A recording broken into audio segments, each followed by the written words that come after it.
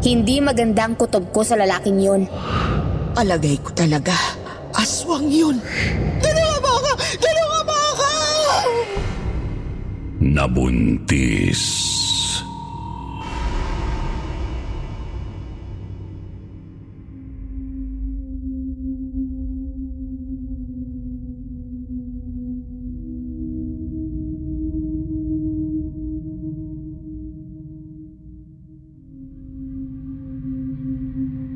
Hello po, Sir Jupiter. Kumusta rin sa lahat ng mga nakikinig sa kwentong takipsilim. Tawagin niyo na lang po akong Vanessa. Tubong Pampanga, pero dito na nakatira ngayon sa Palawan. Late 1980s pa po nangyari itong ibabahagi ko sa inyo noong ako ay 24 anyos pa lamang. Tatapatin ko na po kayo.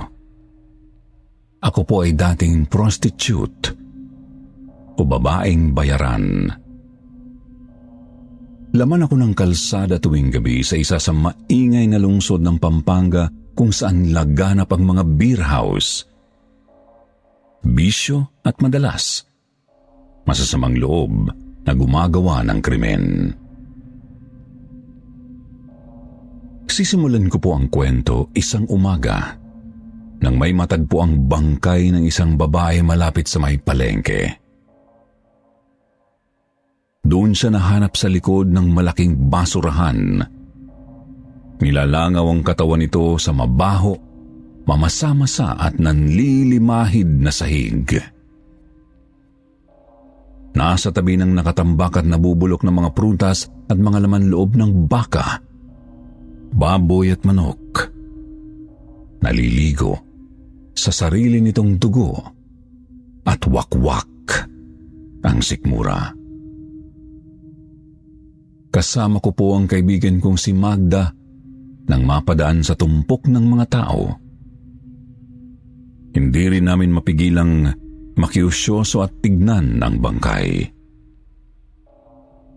Halos magkasabay din kaming nasuka nang makita ang kalunos-lunos na kalagayan nito.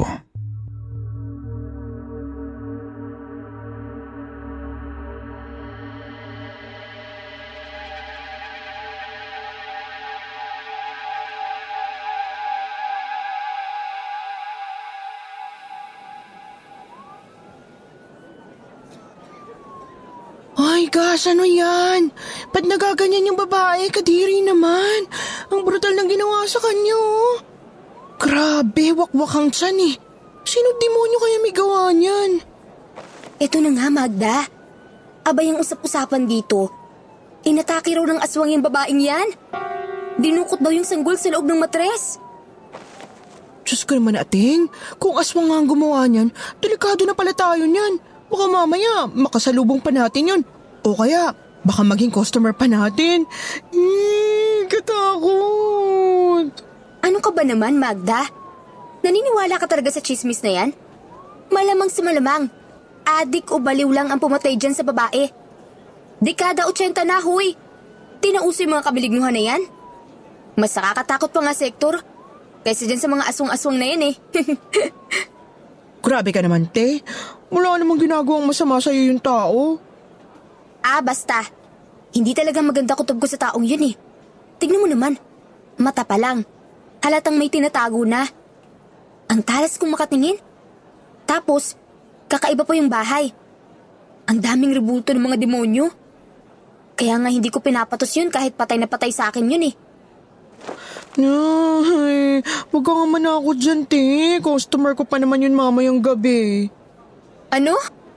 Tignan mo nga naman, no? Hindi naman sa tinatakot kita, ah. Pero sinasabi ko lang, hindi magandang kutob ko sa lalaking yun.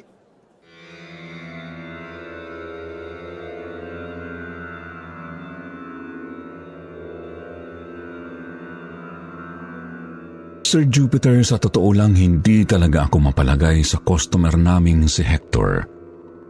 Kahit nung una ko pa lang siyang nakita. Masyado kasing kakaiba ang lalaking yun. Seryoso ang mukha, Tapos halatang may inililihim. Mag-isa lang din daw itong naninirahan sa isang malaking bahay. Bahay na maraming rebulto ng mga demonyo at halimaw sa loob. Kaya lagi ko siyang tinatanggihan kapag tinatangka niya akong bayaran kahit gaano pa kalaking halaga ang ialok niya. Siguro nga judgmental lang ako pero mas mabuti nang huwag magpakakampante para sa sarili kong kaligtasan.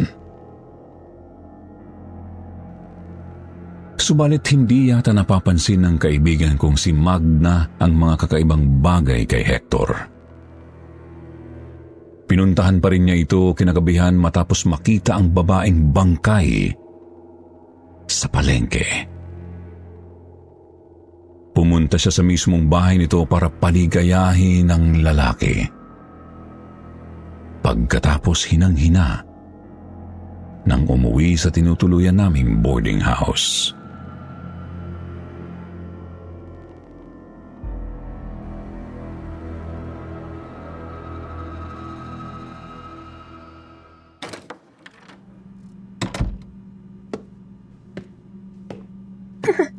Mariosep, Magda!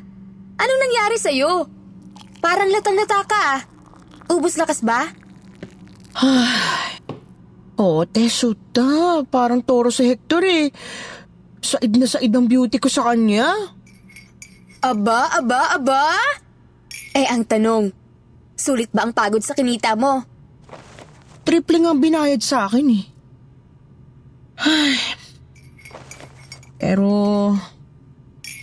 Oh, ba't nalukot yung mukha mo? Dapat happy ka kahit pagod. Triple na ngang ibinayad sa'yo eh. Parang may kakaiba kay Hector, te. Parang true talaga yung kutob mo. Sabi ko sa'yo eh. Sige, i-chika mo nga sa akin kung anong napansin mo. Ewan, basta kakaibang pakiramdam ko nung nasa bahay nila ako. Parang wala ako sa sarili. Parang akong nabiktima ng budol-budol gang. Yung mga nanghihypnotize. Hypnotize? Sino sabi mo dyan, te?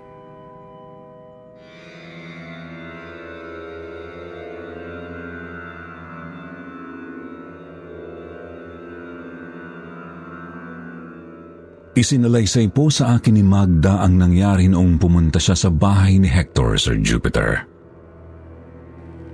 Pagkarating daw niya, dinala siya agad ng lalaki sa hapagkainan. Bahagya pa nga raw siyang kinilabutan kasi maraming ang ribulto ng mga demonyo at halimaw sa loob. Sa mismong mesa pa nga raw ay naroroon ang ribulto nina Lucifer at San Miguel. Pero nakabaliktad.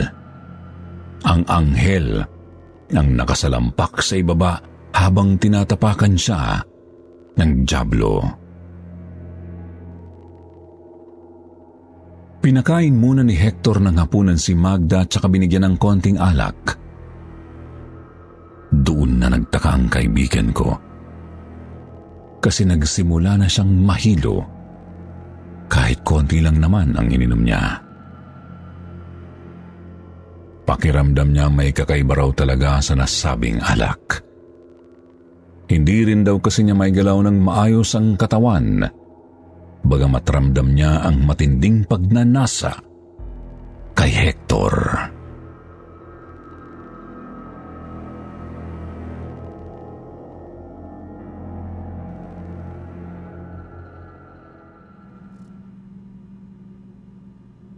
Baka naman may inilagay si Hector sa alak mo.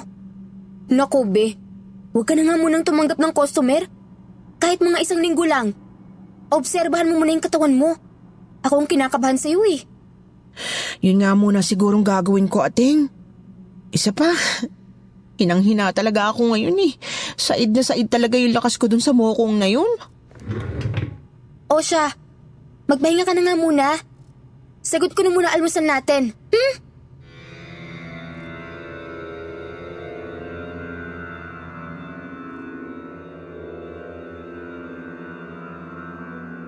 Naging maayos naman si Magda pagkagising, Sir Jupiter. Ang dami nga po niyang kinain sa almusal noon kasi gutom na gutom daw siya. Kaya naman inakala naming magiging maayos ng lahat. Akala namin simpleng alak lang ang pinainom sa kanya.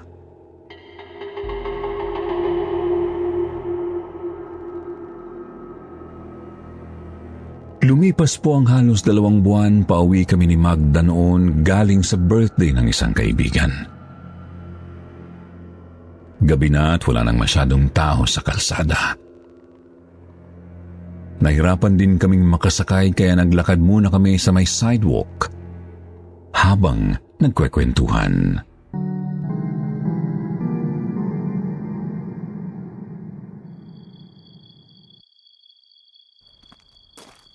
Ganda mo talaga, te. Haba ng hair. Mukhang seryoso yata talaga sa iyong manliligaw mo, ha? Hindi ka talaga tinantanan kanina, eh. Diyos ko naman, Magda. Magpapaloko ka pa ba sa mga lalaking yan? Para namang hindi mo pa kabisado ang saltik sa utak ng mga yan eh. Walang duda. Pasarap lang din ang habol ng toto na yun sa akin. Baka gusto lang makalibre. Teka, te. Teka. Oh, bakit? Para ka naman nakakita ng maligno dyan. Hindi ba si Hector yun?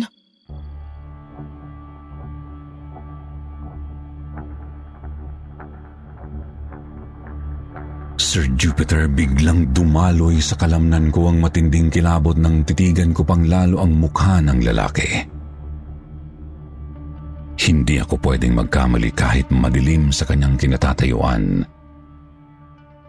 Namumula talaga ang kanyang mga mata at bahagya pa siyang naglalaway. Dali-dali kong hinila si Magda papalayo sa kinaroroonan ni Hector. Nanginginig na nga po ako noon, ngunit ramdam ko ring matindi ang takot ng kaibigan ko. Siya kasi talaga ang tinititigan ni Hector. Halatang siya talaga ang kursunada. Ilang minuto pa sa paglalakad namin, kinabahan ako nang biglang napaaray sa sakit ang kasama ko.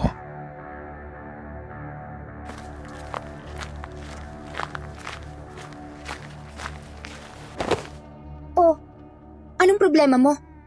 Ba't mo ako pinipigilan? Ate, huwag mo siyang lalapitan. Umalis na tayo. Bakit ba? Lalapitan ko lang naman para tanungin kung may kailangan. Tingin ng tingin sa atin eh. Te naman, tingnan mo nga maigi yung mukha niya. Oh. Yung mga mata niya. Ha? Ano bang... Aray ko! Ang tiyan ko! Sobrang sakit ng tiyan ko, te! Magda? Anong nangyayari sa'yo? May nakain ka ba? Bakit bigla kang nagkaganyan? Wala namang kakaiba sa kinain ko, te. Tsaka, ngayon lang naman to. Biglaan lang. Sandali. Taisin mo muna ha. Punta na lang muna tayo kay Isabel. Malapit lang bahay nila dito eh. Isa pa, hindi tayo pwedeng dumiretso sa boarding house. Sinusundan tayo ng kumag.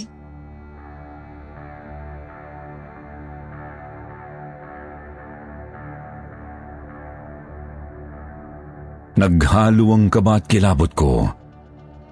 Kinakabahan ako sa pananakit ng tiyan ni Magda at kinikilabutan sa taong hindi kami nilulubayan.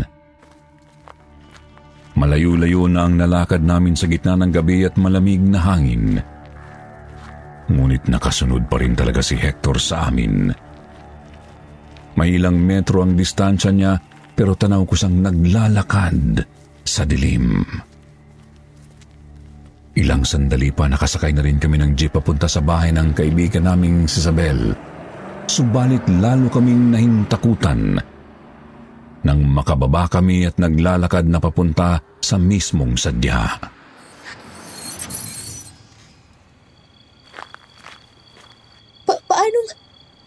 Paano nasundan pa rin tayo ng hayop na yan? Wala namang ibang sasakyan na nakasunod sa sinakyan nating jeep ah. Uy, te, natatakot na ako. Ano ba kasing kailangan sa akin ng lalaking yan? Hayaan mo na. Malapit naman na tayo kay Isabel. Ayun na yung gate nila oh. Ano? Masakit pa ba yung tiyan mo? Oo, te. Sobrang sakit talaga. Para na nga ako mahihimatay eh.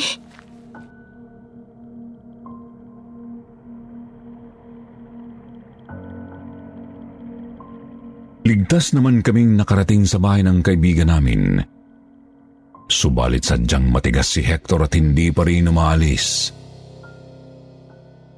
Nakikita pa rin namin siyang nakatayo sa ilalim ng poste ng ilaw at nakatingin sa bintana. Kinabahan kami kasi puro kami babae doon. Isa pa, hindi pa high-tech ang panahon noon. Kaya kailangan pa naming lumabas para magtawag ng tulong. Delikadong lumabas kaya sinarado na lang naming maigi ang lahat ng mga pinto at bintana.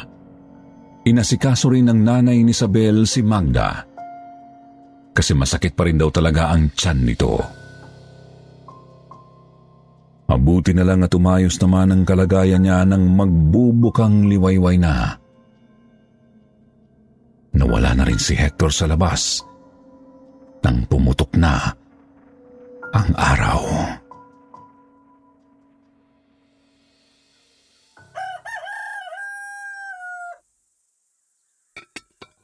Wala na ba talagang pananakit ng tiyan mo, Iha? Opo, Nay.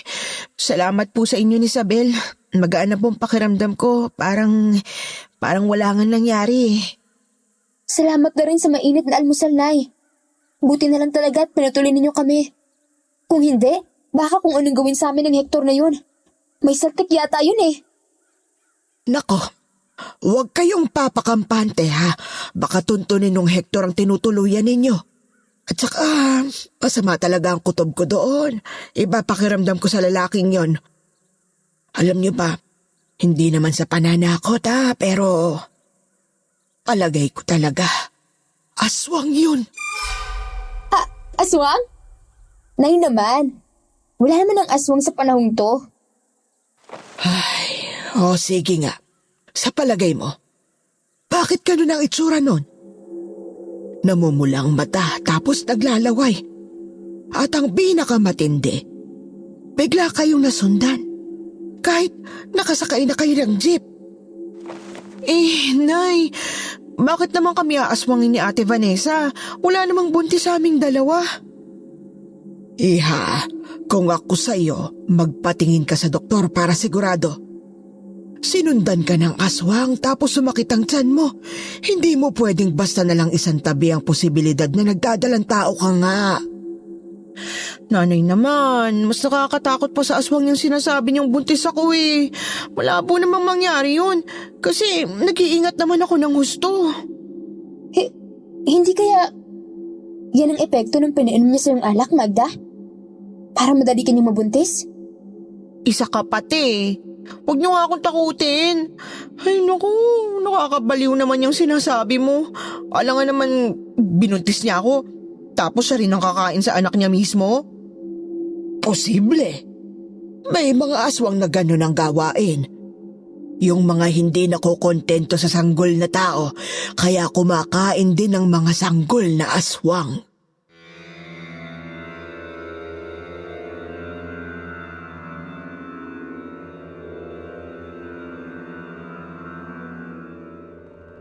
Sir Jupiter, nagbibiro lang naman ako sa sinabi kong baka si Hector ang bumuntis kay Magda.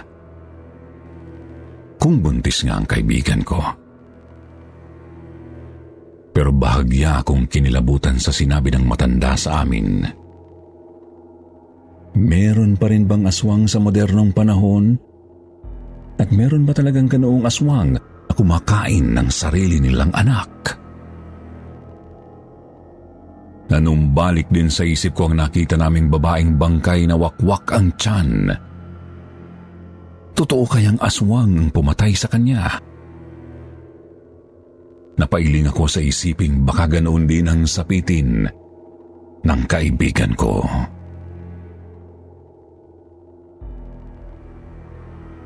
Noong papaalis na kami, nagbilin ulit ang nanay ni Isabel na patignan sa doktor ng mga buntis si Magda.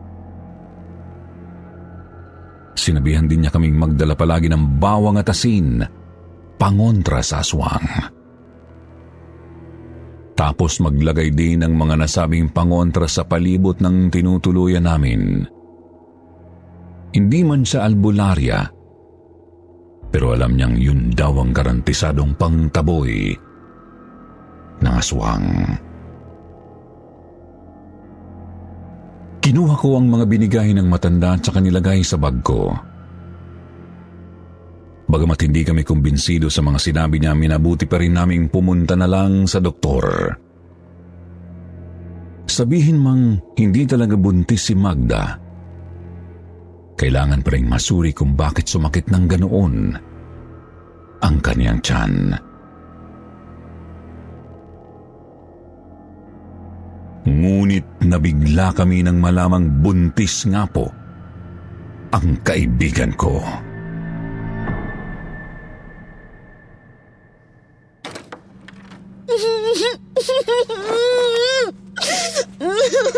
Hindi pwede to.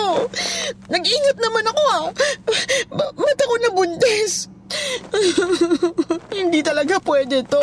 Ayoko mabuntis ako ng aswang, te. Anong gagawin ko? Magda, huminahon ka. Alam kong napakahirap niyang kinakaharap mo ngayon. Pero please lang, huminahon ka muna. Paano ko ihinahon, te? Paano? Sabihin mo nga paano? Buntis ako. Nabuntis ako ng aswang. Oo na. Nandun na nga tayo. Nabuntis ka ng hindi mo inaasahan. Ang malala, baka may sa demonyo pang nakabuntis sa'yo. Pero Diyos ko naman, Magda. Pwede bang huminahon ka muna? Wala namang mangyayari kung magwawala ka ng ganyan eh. Makakasama sa'yo at sa bata. Ano kung makasama sa bata? Mabuti nga kung may mangyaring masama sa sinumpang batang to at nang malaglag na. Hoy, huwag kang magsalita ng ganyan. Anak mo pa rin yan, Magda. Mga babaeng bayaran tayo, oo. Pero di naman tayo masasamang tao. Kilabutan ka nga dyan sa mga sinasabi mo.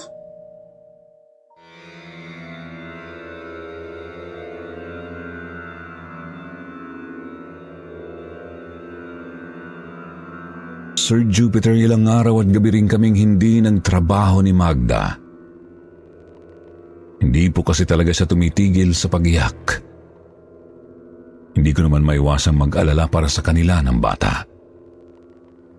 Mabuti na lang at huminahon din naman ang isip ng kaibigan ko makalipas ang 1 linggo. Opo, ayaw niya pa rin sa bata. Pero kumakalma naman na siya kahit papaano. Subalit isang gabi, binalot ako ng kilabot nang makita ko si Hector na nakatayo sa tapat ng boarding house namin. Nakatitig sa bintana kung saan ako nakadungaw. Namumula ang mga mata at naglalaway ng husto.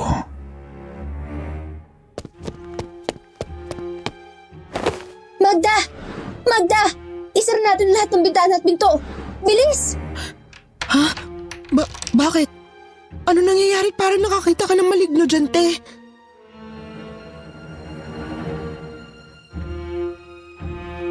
Dali-dali naming kinandado ang pinto at mga bintana ng dilutuluyan namin, Sir Jupiter. Pumunta kami sa kwarto ko tapos sinara rin namin ang pinto nito. Walang kama, kaya't doon kami nagsumiksik sa kutson na nakalatag sa sahig. Pareho kaming nanginginig sa takot lalo't wala ang landlord ng boarding house noong gabing yun. Kaming dalawa lang ni Magna ang nasa buong bahay. Ilang minuto pa narinig na lang naming may kumakaluskos sa may bubong. Malabong pusa yun kasi tunog napakalakas na kalmot. Napakasakit pa nga sa tenga ng yero. Animoy may kinakaskas ditong matigas na bagay. Bukod pa, ramdam din namin ang mabigat na presensya ng kung anumang nilalang na nasa itaas.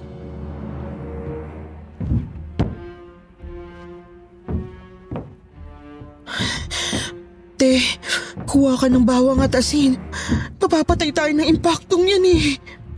Hindi naman kita pwedeng iwan dito para kumuha ng asin at bawang sa kusina, ano? Mamaya niyan, bigla makapasok yun dito. Ating, ano gagawin natin? Natatakot na ako. Ayoko pa mamatay. Baka saktan niya kami. Baka masaktan niya kami ng ano ko.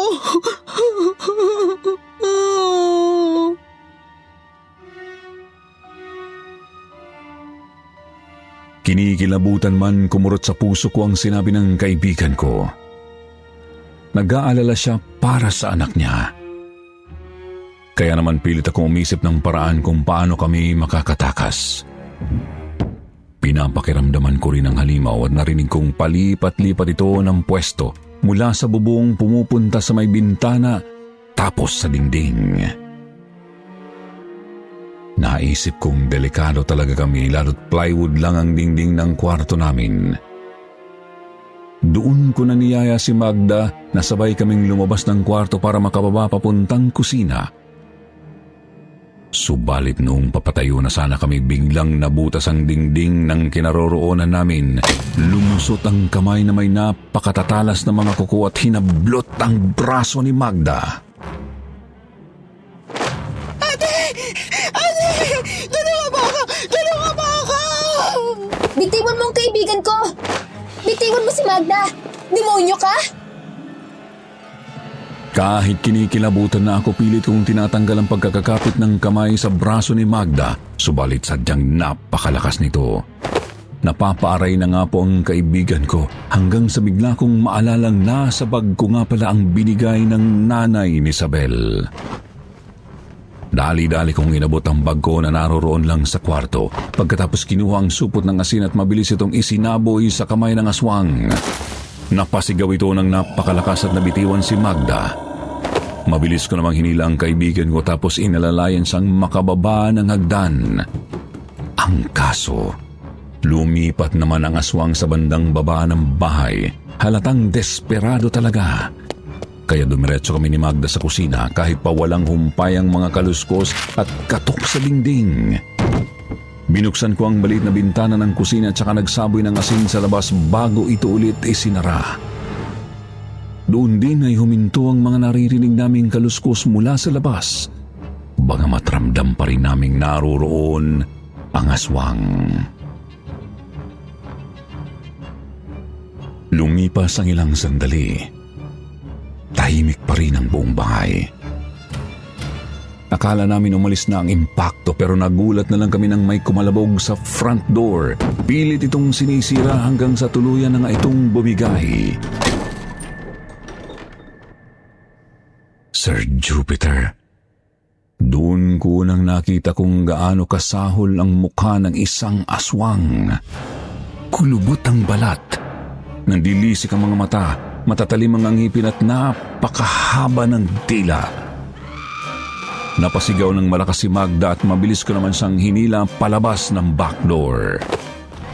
Susunod sana sa amin ang aswang. Halatang pakay talagang sakta ng kaibigan ko. Kaya mabilis kong isinaboy sa mismong mukha ng impakto ang natitirang asin bago kami tumalilis palabas ng bahay.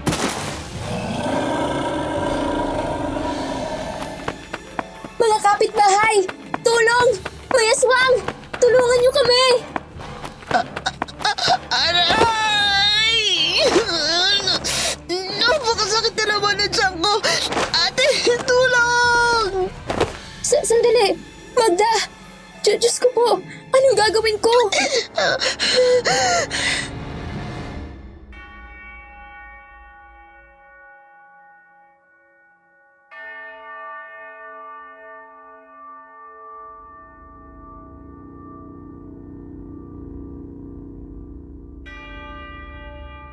Pilit kaming nagtawag ng saklolo sa gitna ng gabi.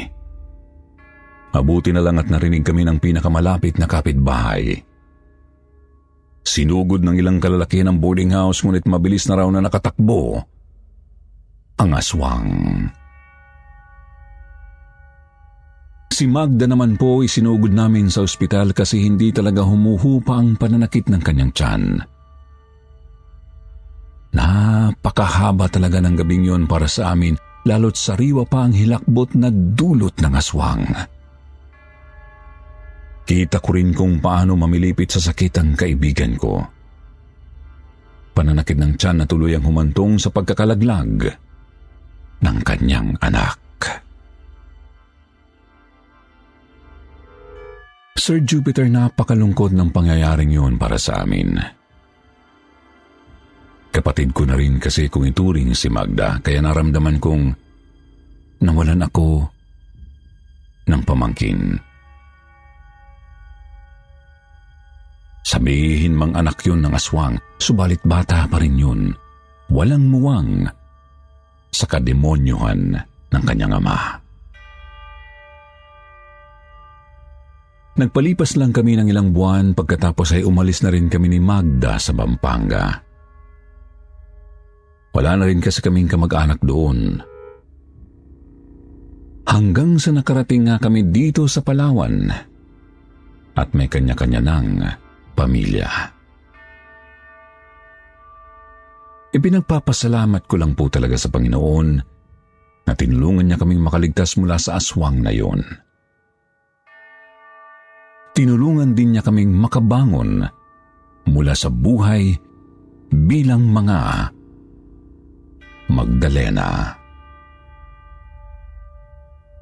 At kung meron man sa inyong mga listeners na may alam kung anong klaseng aswang yung nanggulo sa amin, i-comment nyo naman po. Gusto naming malaman kung bakit gusto niyang kainin ang sarili niyang laman. Hanggang dito na lang po, Sir Jupiter. Maraming salamat sa pagbibigay oras sa kwento namin ni Magda.